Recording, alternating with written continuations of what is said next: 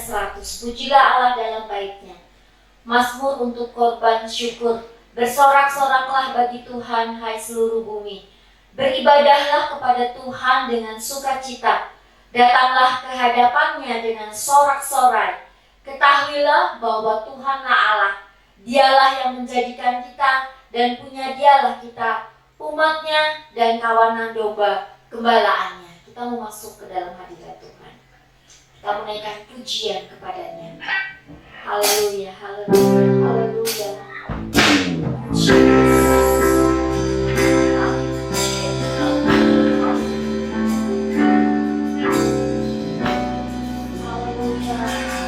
Engkau layak Tuhan, layak terima semua pujian kami.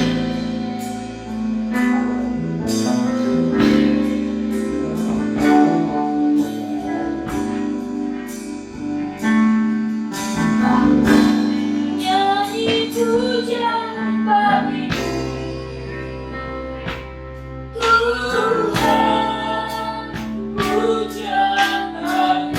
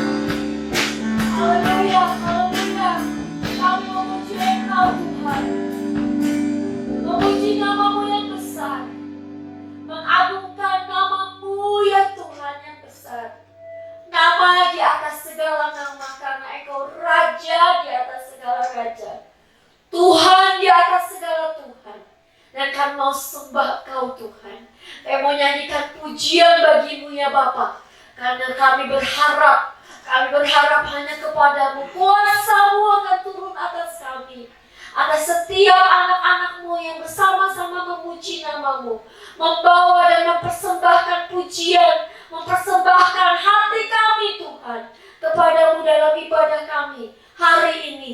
Terima kasih Tuhan, terima kasih Roh Kudus. Segala puji, segala hormat hanya bagi Engkau ya Tuhan. Engkau dimuliakan lewat puji-pujian kami. Engkau dimuliakan dalam firman yang kami dengar.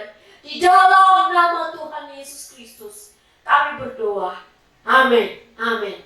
Masuklah melalui pintu gerbangnya dengan nyanyian syukur, ke dalam pelatarannya dengan puji-pujian. Bersyukurlah kepadanya dan pujilah namanya. Sebab Tuhan itu baik, kasih setianya untuk selama-lamanya, dan kesetiaannya tetap turun-temurun. Haleluya.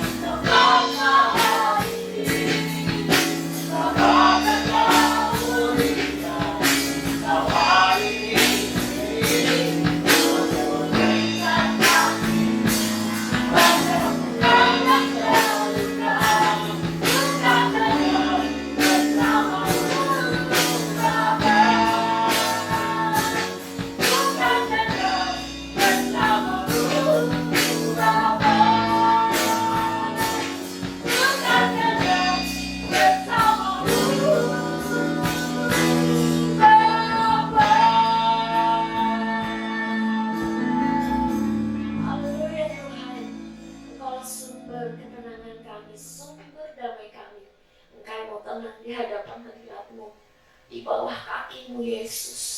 Di dalam ketenangan kami, Engkau akan berbicara kepada kami. Di dalam ketenangan kami, Roh Kudus akan mengurapi kami sedemikian rupa. Dan kuasa-Mu mengalir saat ini ya Tuhan. Memulihkan setiap hati, menyentuh setiap jiwa ya Tuhan. Dan kami naikkan doa permohonan kami di dalam nama Tuhan Yesus Kristus. Amin.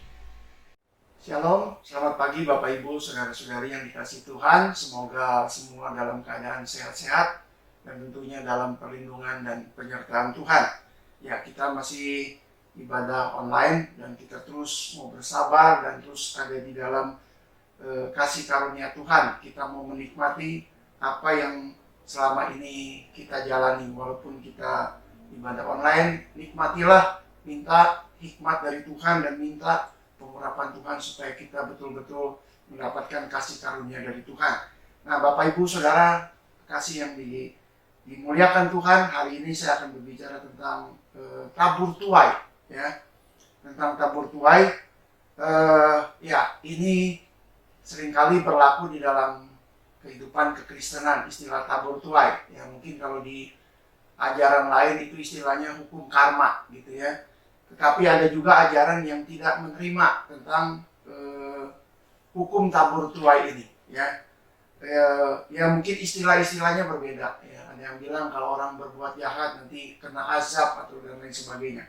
Tetapi yang kita percayai di dalam firman Tuhan, ada firman Tuhan yang mengatakan apa yang ditabur orang itu pun yang akan dituainya. Nah, saya akan ambil bacaan kita pada pagi hari ini dari Yakobus 3 ayatnya yang ke-9. Dikatakan demikian. Dengan lidah kita memuji Tuhan, Bapa kita, dan dengan lidah kita mengutuk manusia yang diciptakan menurut rupa Allah. Ya. Jadi lidah juga ini ada gambaran dari tentang menabur. Ya. Apa yang dikatakan dari lidah kita, baik yang baik maupun yang buruk, itu akan kita tuai. Kalau kita mengatakan kata-kata yang baik, kita akan menuai sesuatu yang baik. Tetapi apa yang keluar dari mulut kita yang buruk, kita juga akan menuai yang buruk. Nah, bacaan hari ini mau mengajak kita bersama bahwa lidah atau mulut merupakan salah satu bagian tubuh kita yang sangat berperan di dalam kehidupan kita sehari-hari, ya. Pertama, kalau saudara baca itu dari ayat yang pertama sampai yang ke-10, itu banyak lidah itu diumpamakan seperti kemudi kapal, ya, kecil tetapi sangat menentukan arah kapal itu, ya, seperti kemudi, ya, baik kemudi kapal, kemudi pesawat terbang atau kemudi kendaraan-kendaraan di darat, ya, itu sangat menentukan arah, ya, karena kemudi itu yang membawa kita sampai kepada tujuan, ya. Nah, saudara, kapal ini berbicara tentang bahtera kehidupan, ya, kemana kita mau membawa hidup kita ini dengan mengarahkannya, tergantung dari apa yang kita katakan, ya. Kalau kita banyak mengatakan hal-hal yang baik, pasti kita mencapai tujuan kita juga dengan baik. Tapi kalau banyak perkataan yang buruk yang keluar dari mulut kita atau dari ucapan lidah kita, maka kita tidak akan sampai pada tujuan yang kita inginkan. Nah, banyak orang dengan melampiaskan dengan kata-kata yang memprovokasi, gitu ya. Kalau kita lihat di media-media, ya, banyak orang memprovokasi. Tentunya yang diprovokasi ini orang-orang yang seringkali tidak berhikmat, ya, tidak punya pikiran panjang, ya, mudah dipengaruhi. Atau kita menyampaikan dengan kata-kata damai, ya.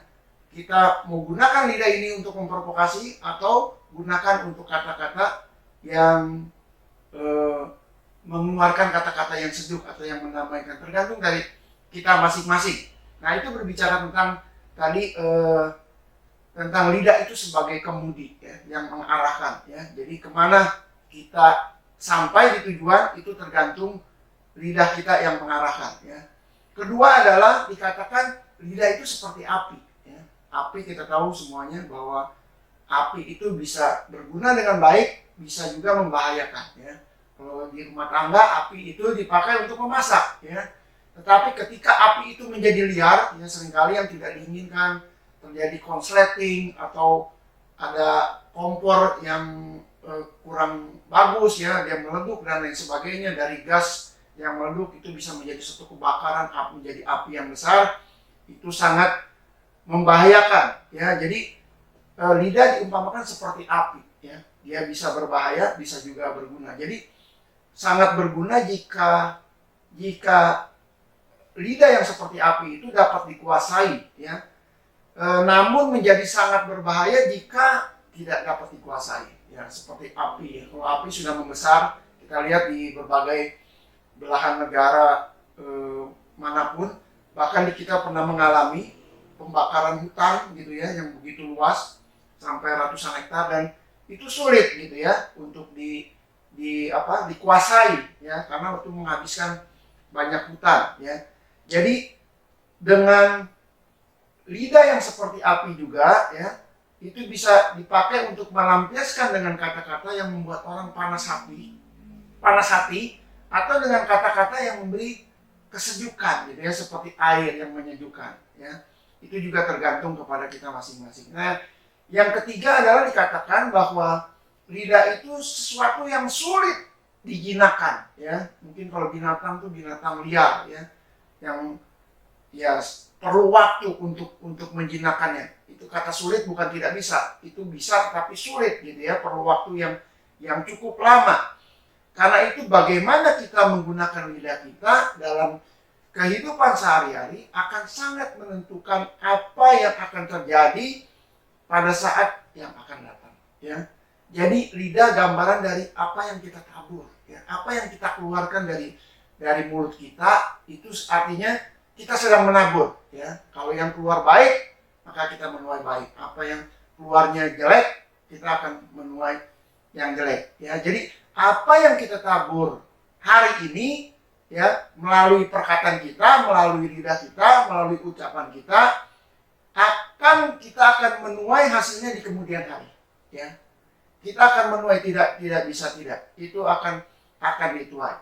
Nah, pada suatu hari di sebuah desa kecil namanya Kumrover atau Kroasia ya, di Kroasia, seorang anak laki-laki kecil membantu misa hari Minggu ya di gereja. Karena gugup, tanpa sengaja ia menumpahkan secawan anggur. Nah, pastor desa itu dengan marah langsung menampar si anak dan berteriak dengan keras serta mengutuk anak itu. Kata pastor itu, tinggalkan altar dan jangan pernah kembali lagi. Setelah kejadian tersebut, sang anak tidak pernah nampak lagi di gereja kecil tersebut ya. Nah, anak itu bernama Josip Broz, yang kemudian mendapat julukan Tito, sehingga namanya menjadi Josip Broz Tito ya. Seorang pemimpin besar komunis yang memerintah Yugoslavia selama berpuluh-puluh tahun. Saudara lihat akibat ucapan yang dikeluarkan oleh seorang pastor ya, di kemudian hari, karena dia mungkin ya memiliki hati yang kecewa, kepahitan ya. Hasilnya dia tidak menjadi seorang pengikut Tuhan. Hasilnya dia menjadi seorang pemimpin komunis dan berpuluh-puluh tahun. Dan dia menjadi orang yang sangat berpengaruh. Nah, di lain cerita adalah pada suatu ketika seorang anak laki-laki juga, ini hampir mirip ceritanya.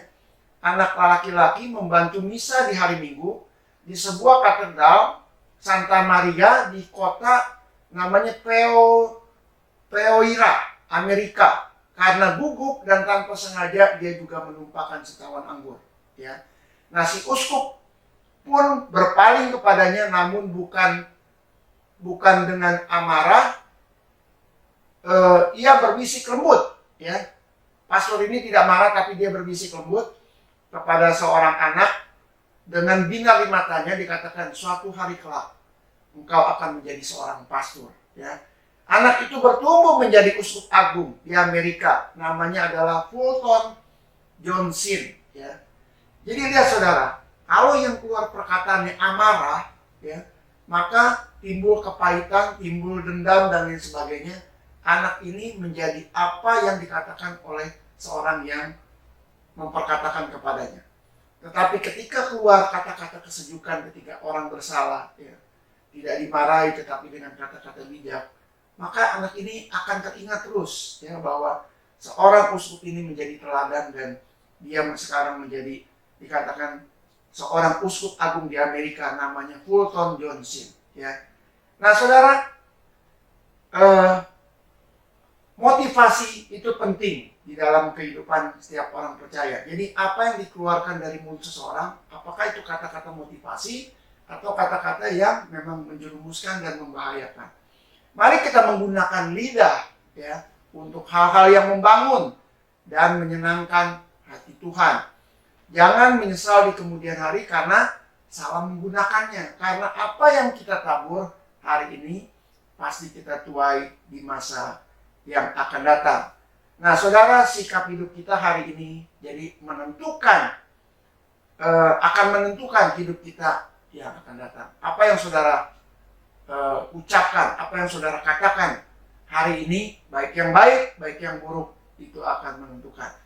Jadi hukum tabur tuai adalah sebuah hukum yang dikenal di dalam kekristenan. Ya, hukum ini sudah disuarakan bahkan dari zaman perjanjian lama, ya.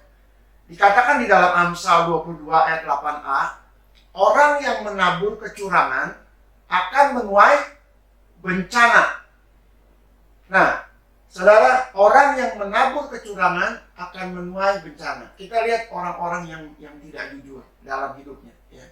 Itu satu waktu bencana itu sedang menanti. Ya, siap-siap menghadapi bencana. Karena ini firman Tuhan adalah ya dan amin. Saya termasuk orang yang beberapa kali sering dicurangi orang, ya. Atau ya, mungkin saudara juga pernah mengalami dicurangi oleh orang, ya. Mungkin di orang yang kenal maupun yang tidak kenal. Tetapi saya tidak pernah membalas, ya. Karena saya pikir pembalasan itu adalah miliknya Tuhan, ya, bukan miliknya saya. Biarlah Tuhan yang membalas, ya. Nanti tunggu waktunya saja, karena dikatakan tadi orang yang curang menabur kecurangan akan menuai badai, ya. Jadi apa bedanya orang yang curang sama orang yang tidak curang, ya? Orang curang itu tidak takut akan Tuhan, ya. Orang yang tidak curang dia takut akan Tuhan. Kenapa dia tidak curang? Karena dia tahu kalau dia curang itu dia akan menuai sesuatu yang tidak baik di kemudian hari. Ya, dia melihat jauh ke depan. Tetapi orang yang nggak takut akan Tuhan, hidupnya di dalam kecurangan terus. Ya. Nah, orang curang tidak menyadari bahwa bencana yang akan dihasilkannya. Ya, dan orang yang curang dan hasil kecurangannya itu dan hasil dari kecurangannya itu ia tidak akan bisa masuk ke surga. Ya, dia tidak bisa bawa hasil kecurangan dan dia sendiri itu masuk ke dalam surga, karena di surga tidak ada kecurangan, ya. Nah, Amsal 11 ayat 1 dikatakan neraca serong adalah kekejian bagi Tuhan, tetapi Tuhan berkenan atau ia berkenan akan batu timbangan yang tepat, ya.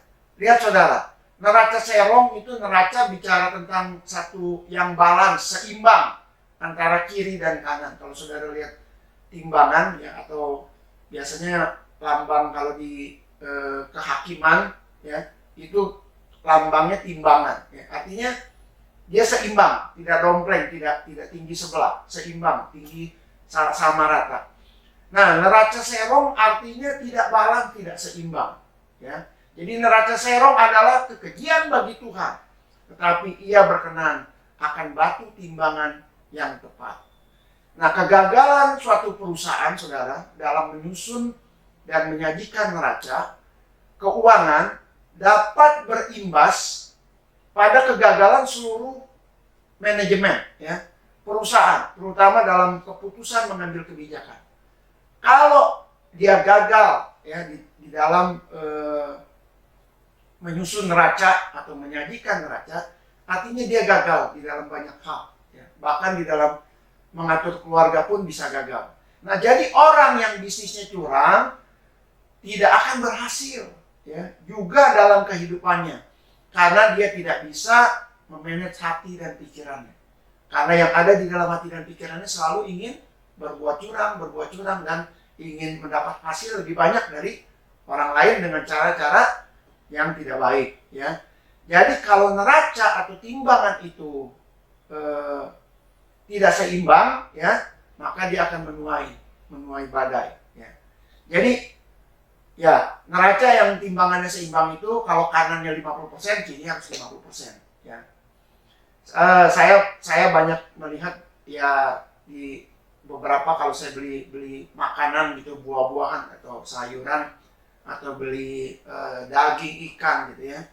Ada beberapa yang memang timbangannya tuh tidak balance, ya, tidak seimbang. Saya entah nggak tahu memang apa dari timbangannya yang kurang sempurna, atau memang dengan sengaja si pedagang itu membuat supaya berat sebelah, supaya dia mendapat untung yang lebih banyak, ya.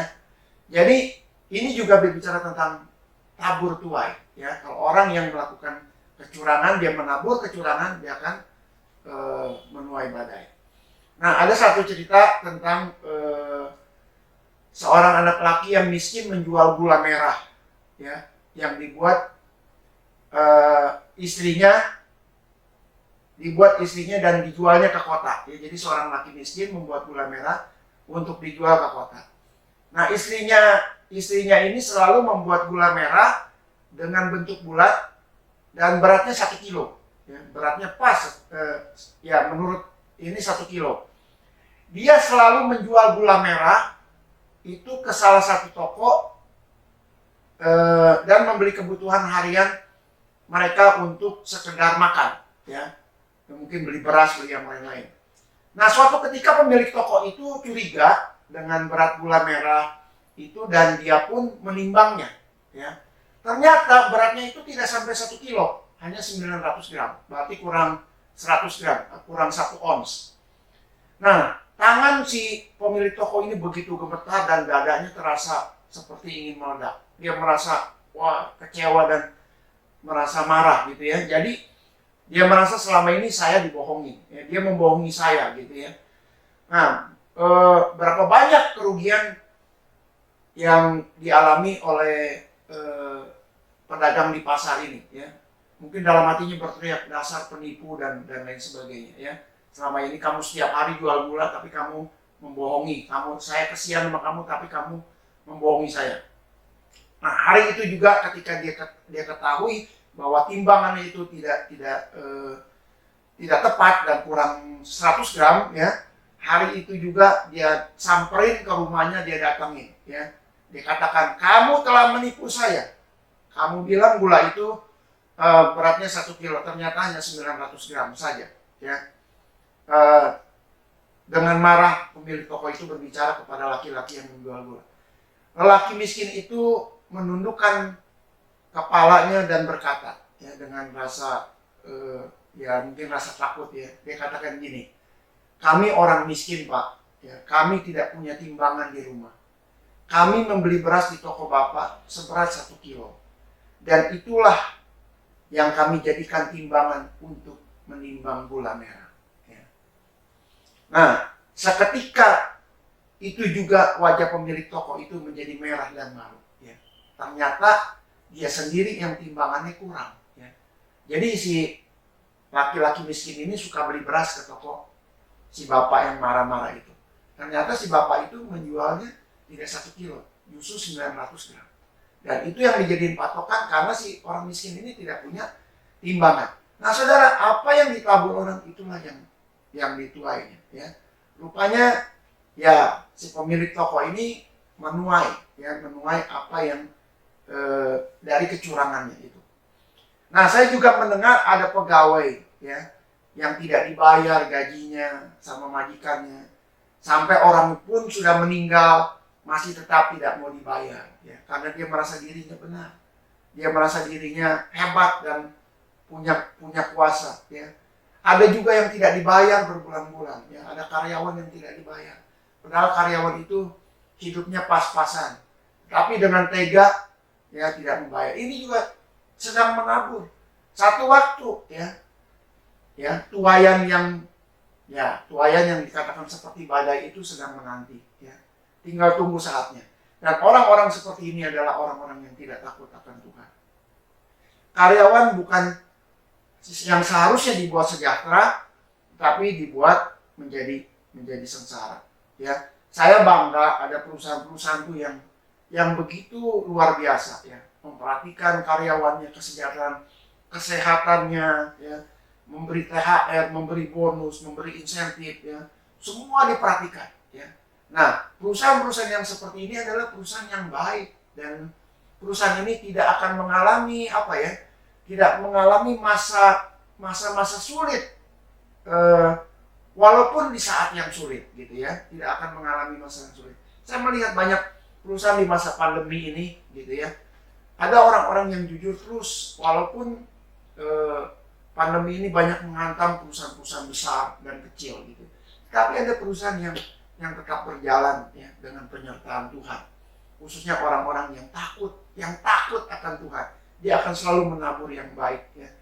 Jadi ya, saya merasa walaupun saya suka dicurangi, ya, atau dijahati, saya tidak membalas, ya, karena saya pikir itu bukan hak saya, tetapi haknya Tuhan, ya, seperti yang dikatakan di dalam Ibrani 10 ayat 30, sebab kita mengenal Dia, ya, yang berkata, pembalasan adalah hakku, akulah yang akan menuntut pembalasan, dan lagi Tuhan akan menghakimi umatnya. Ya, jadi kalau ada, ya, jangan katakan orang lain, gitu, orang yang tidak mengenal Tuhan. Yang mengenal Tuhan juga akan dibalas oleh Tuhan kalau dia berlaku curang atau berlaku tidak baik, ya.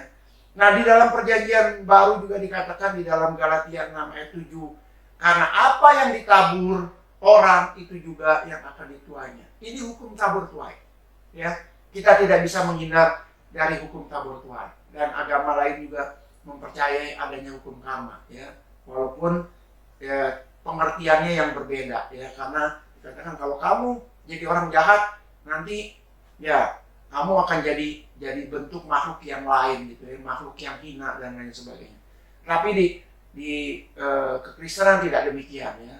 Orang menabur jahat akan menuai sesuatu yang tidak baik, yang membuat orang itu menjadi susah. Tapi apa yang ditabur yang baik, maka dia akan menuai yang baik. Jadi prinsip tabur tuai yang sering disamakan dengan hukum karma juga bisa dilihat secara umum, banyak orang mengalaminya, gitu ya, dan ini menjadi kata-kata umum, hukum karma, kena karma dan lain sebagainya, ya. Tapi di kekristenan tidak ada istilah hukum karma, ya, hanya hukum tabur tuai, ya, mungkin secara umum bisa diartikan dengan yang sama. Nah, hal ini kita dapat jabarkan dengan sederhana dengan apa yang kita alami di dalam keseharian, ya. Mari kita selalu menabur kebaikan, ya. Paulus bilang, kalau aku masih diberi kesempatan hidup, aku memberi buah, ya. Tetapi kalau aku harus mati, aku kembali ke Tuhan, dan itu menjadi satu keuntungan, ya. Hidup ini jalani dengan memberi buah, menabur, ya. Menabur yang baik. Jangan hanya mau menerima, tetapi kita tidak mau menabur, ya, hanya mau menerima. Tapi mari kita belajar menabur. Nah, di dalam Matius 7 ayat 16 sampai 19 dikatakan gini. Dari buahnya lah kamu akan mengenal mereka, ya. Dapatkah orang memetik buah anggur dari semak duri atau buah arah dari rumput duri? Demikian setiap pohon yang baik menghasilkan buah yang baik, sedang pohon yang tidak baik menghasilkan buah yang tidak baik. Tidak mungkin pohon yang baik itu menghasilkan buah yang tidak baik, atau pohon yang tidak baik itu menghasilkan buah yang baik. Dan setiap pohon yang tidak menghasilkan buah yang baik pasti ditebang dan dibuang ke dalam api. Firman Tuhan cukup jelas, ya. Jadi kita tidak bisa mengharapkan anggur dari semak duri, gitu ya. Kalau kita nanamnya semak duri, keluarnya semak duri. Nanam anggur, keluarnya anggur, ya. Jadi jangan mengharapkan kita tabur yang jelek, mengeluarkan yang baik, ya. Atau kita menabur yang baik, keluarnya yang jelek. Ini firman Allah. Jadi kalau kita menabur yang tidak baik, keluar yang tidak baik, kata firman Tuhan, pasti dia ditebang dan dibuang ke dalam api. Ya. Yang diterima adalah sebuah hukuman. Ya, kita melihat beberapa contoh cerita di dalam Alkitab. Ya, Ahab dan istrinya ya melakukan kejahatan kepada Nabot, merebut kebun anggurnya. Akhirnya mati dan darahnya dijilat oleh anjing. Ya, Panglima Haman, ya, dia berbuat jahat kepada Mordekai, ingin menggantung, tetapi akhirnya gantungannya untuk dia sendiri. Jadi orang yang pikiran dan hatinya jahat, ya seperti Ahab dan istrinya, seperti Panglima Haman, maka dia akan menuai juga yang tidak baik, ya, buah yang baik. Jangan berharap sesuatu yang baik. Nah, kita lihat lagi di dalam cerita tentang Yesus sendiri, ya. Perlakuan Yudas terhadap Yesus, ya. Dia menjual Yesus, mengkhianati Yesus, ya. Tetapi ya akhirnya dia seperti kerasukan setan dan dia membunuh dirinya sendiri, ya. Jadi saudara, kita lihat tabur tuai itu bisa terjadi, ya, di dalam kehidupan siapapun, ya. Dan ini ya kita semua akan mengalaminya, ya. Jadi kalau kehidupan kita dulu jahat, ya, maka kita akan menuai yang jahat, ya. Kecuali terjadi keajaiban dan kemustahilan, ya. Atau orang itu dulunya jahat, kemudian dia bertobat, gitu ya. Artinya gini, kalau dia bertobat, dia insaf dan tidak melakukan lagi, dan dia berbalik kepada Tuhan, minta ampun, dan dia mengembalikan semua apa yang dulu dia jahati orang, dan dia mengembalikannya seperti yang dilakukan oleh Sakius, pemungut cukai, ya. Dia adalah orang yang jahat di mata masyarakat, tetapi ketika dia ketemu Yesus, dia bertobat dan dia katakan, aku akan mengembalikan orang yang pernah aku pajaki, ya. Bahkan dikembalikan dengan berkali lipat, sehingga Sakius tidak menabur dari kejahatannya yang dia pernah lakukan kepada orang-orang yang di sekitarnya, ya. Jadi taburan yang jelek, ya, atau kutuk gitu ya, bisa diputus kalau dia bertobat, ya. Dia minta ampun kepada Tuhan. Tetapi selama dia nggak bertobat, dia tidak menyadari keburukannya, maka dia akan menuai sesuatu yang buruk juga, ya. Jadi jika orang itu yang menabur yang buruk, dia bertobat dan dia berbalik dari jalannya yang jahat, maka dia tidak akan menuai yang buruk. Tapi kalau dia tidak bertobat, dia terus menjalani kehidupan kejahatannya, sesuatu yang tidak baik, dia menabur buah-buah yang tidak baik, dan dia tidak pernah berubah, maka dia akan menuai sesuatu yang buruk.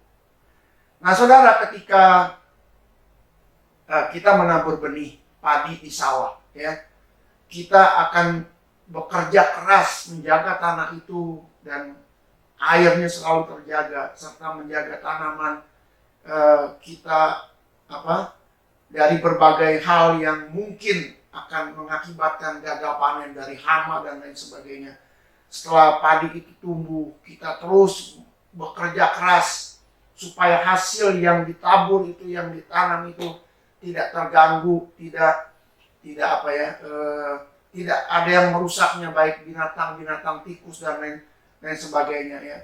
Menghindari semua dari gangguan-gangguan, ya. Setelah mendekati masa panennya, kita terus bekerja menjaga supaya juga terlindung dari cuaca yang buruk, ya, dari banjir dan lain sebagainya, ya, dengan terus, ya, berharap tentunya dengan campur tangan Tuhan, maka kita akan menuai yang baik, ya.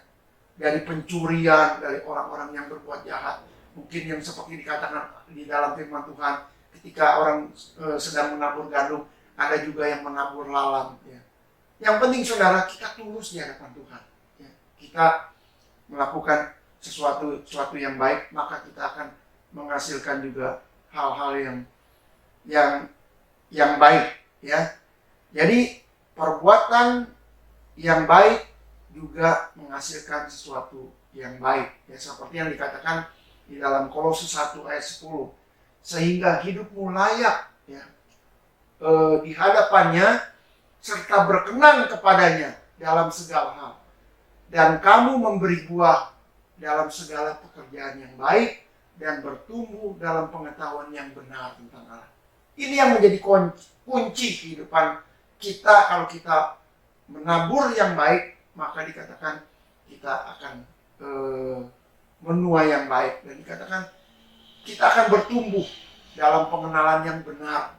Artinya kita takut akan Tuhan, ya, untuk memperkatakan yang buruk, ya, bersikap yang buruk dan lain sebagainya. Ya, jadi perkataan orang yang bijak atau yang baik, maka hasilnya juga baik. Ya. Perkataan orang yang bijak, dia adalah salah satu orang yang dekat dengan kerajaan Allah. Firman Tuhan mengatakan, kalau kita berkata bijak, itu artinya kata-kata kita memberi kesejukan, memberi ketenangan, kedamaian. Orang yang mendengarnya itu membuat betah gitu ya, membuat nyaman gitu, dan ingin terus mendengarkan kata-kata orang bijak. Nah, di dalam Markus 12 ayat 34 dikatakan, Yesus melihat bagaimana bijaksananya jawaban orang itu, dan ia berkata kepadanya, engkau tidak jauh dari kerajaan Allah. Dan seorang pun tidak berani lagi menanyakan sesuatu kepada Yesus. Siapa yang dimaksud jawab orang itu? Orang itu ini orang Farisi, ya. Ketika Yesus menyampaikan tentang hukum yang pertama dan hukum yang utama, ya, kasihlah sesamamu dan kasihlah Tuhan Allahmu, ya. Dan disambut dengan orang Farisi ini dengan bijak, ya, sehingga Yesus mengatakan, Yesus melihat bagaimana bijaksananya jawaban orang itu, dan dia berkata, ya, engkau tidak jauh dari kerajaan Allah. Ya. Nah, orang yang selalu menabur, yang memberikan buah yang baik, ya, di dalam segala pekerjaan yang baik, maka dia akan menuai yang baik, dan dikatakan dia dekat dengan kerajaan Allah. Ya. Tanah yang baik bicara juga hati dan pikiran yang baik. Tanah yang baik akan mengeluarkan tanaman juga yang baik. Ya. Jadi sebaik apapun, ya, benihnya, kalau tanahnya tidak baik, seperti 4 perumpamaan di dalam Alkitab, tanah yang bersemak duri, tanah yang berbatu, tanah yang pinggir jalan, tanah yang baik. Ya. Boleh bagus benihnya, tapi kalau hati pikirannya tidak baik, maka hasilnya tidak baik. Ya.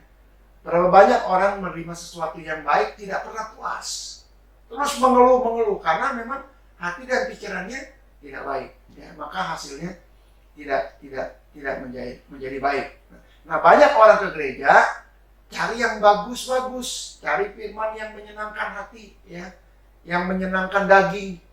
Sebaik apapun firman yang disampaikan, sebaik apapun gedung gereja, ya, semegah apapun gedung gereja, kalau hatinya dan pikirannya tidak baik, maka hasilnya tidak maksimal, ya. Tidak akan bertumbuh orang itu, tidak akan berbuah dan berakar. Saya jamin, ya, saudara mau pergi ke gereja yang hebat, ya, pengkhotbahnya hebat, gerejanya hebat, apa-apanya semua hebat, tapi kalau pikiran dan hati yang berbicara tentang tanah, ya, kalau itu tidak baik, maka hasilnya tidak akan baik. Ya. Saya nggak yakin orang yang ada di gereja yang megah, yang mewah, ya, bertumbuh dengan baik. Tidak, tergantung dari hatinya. Ya, bukan dari gerejanya, bukan dari pengkhotbahnya. Pengkhotbah mau dipanggil dari manapun, luar negeri, yang hebat apapun, kalau hati dan pikirannya tidak baik, maka dia akan menuai sesuatu yang tidak baik. Amin. Kiranya firman Tuhan hari ini bisa memotivasi kita untuk kita belajar terus menabur yang baik, maka kita akan menuai yang baik, ya. Tuhan mengajarkan kita hidup tulus, ya, seperti merpati dan cerdik, seperti ular. Tulus berbicara tentang kemurnian hati, seperti tanah yang baik di hadapan siapapun, tidak ada motivasi lain.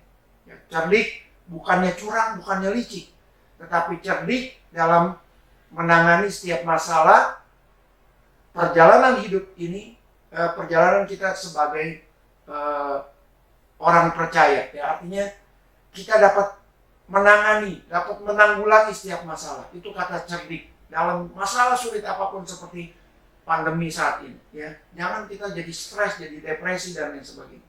Ya.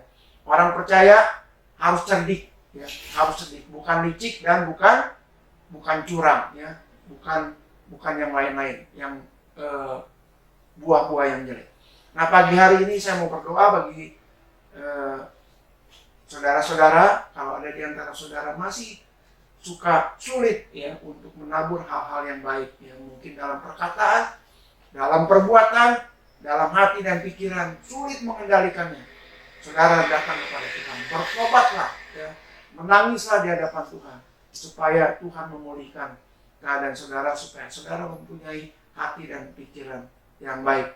Lihat Petrus, walaupun dia menyangkal Yesus, tetapi dia menyadari bertobat, ya, sehingga Tuhan berkenan dan mengasihinya. Tetapi Yudas yang mengkhianati Yesus, dia tidak bertobat, malah dia mengambil jalan pintas, ya, untuk bunuh diri dan dengan cara menggantungkan dirinya. Ya, tidak ada kata terlambat, ya, untuk kita bertobat dan datang kepada Tuhan, dan kita putuskan, ya, kita putuskan yang selama ini kita menabur keburukan, kita putuskan supaya kita tidak menuai yang buruk.